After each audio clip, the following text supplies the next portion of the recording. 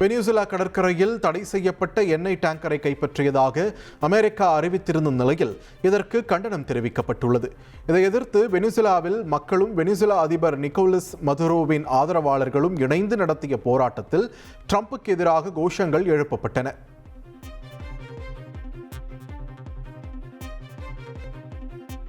சிரியாவில் துப்பாக்கியால் சுட்டுக் கொல்லப்பட்ட 3 அமெரிக்க ராணுவ வீரர்களின் உடல்களை பெறும் நிகழ்வில் அதிபர் ட்ரம்ப் கலந்து கொண்டு வீரர்களுக்கு மரியாதை செலுத்தினார். இதில் பேசிய அதிபர் ட்ரம்ப் உயிரிழந்த 3வரும் நாட்டின் சிறந்த பற்றாளர்கள் என்று தெரிவித்துள்ளார். கோல்ரிஃப் மருந்து விவகாரத்தில் மருந்தை விநியோகித்த நிறுவனத்திற்கு எதிரான உத்தரவுக்கு நீதிமன்றம் இடைக்கால தடை விதித்துள்ளது.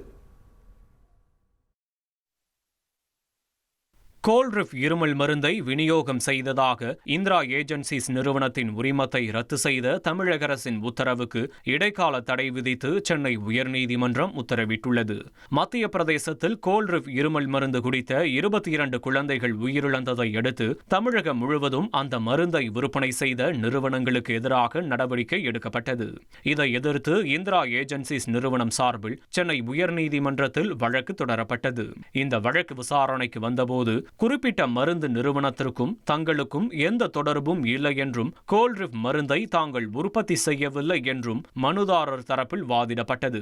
இதையடுத்து இந்திரா ஏஜென்சிஸ் நிறுவனத்தின் உரிமத்தை ரத்து செய்த உத்தரவுக்கு இடைக்கால தடை விதித்து உத்தரவிட்ட நீதிபதி விசாரணையை ஜனவரி 21ஆம் தேதிக்கு தள்ளி வைத்தார்.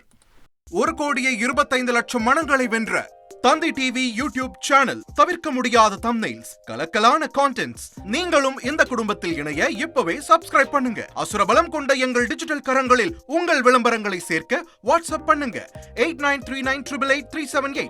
Email advtthanditv@dttv.in.